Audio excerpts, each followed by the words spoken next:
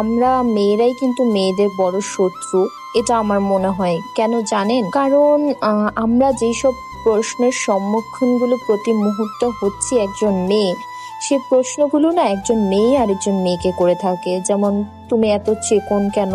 তুমি এত মোটা কেন? তোমার বিয়ে হচ্ছে না কেন? বিয়ে হলে আবার তোমার বাচ্চা হচ্ছে না কেন?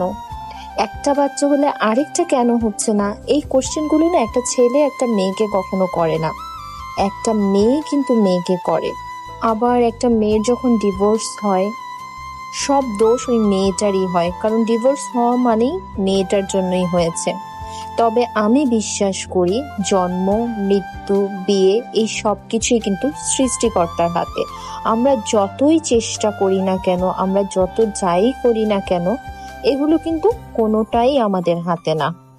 আচ্ছা, আমরা কি কখনো একবারও এটা ভেবে দেখেছি যাদের আমরা এই প্রশ্নগুলো করছি তাদের ভেতরটা কেমন ফিল হয় বা কতটা কষ্ট পায়? আর আজকে আমার বলার এটাই উদ্দেশ্য, আমার এই বলার মধ্য দিয়ে যদি একটা মেয়ের ভেতরও এই পরিবর্তনটা আসে যে আমরা মেয়ে হয়ে মেয়েদের এই প্রশ্নের সম্মুখীনগুলো আর করব না, তাহলেই কিন্তু আমার বলার সার্থকতা।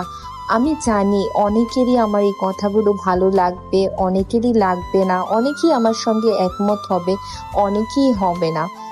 বাট আমি আমার পার্সোনাল ওপিনিয়নটা আপনাদের সঙ্গে শেয়ার করলাম।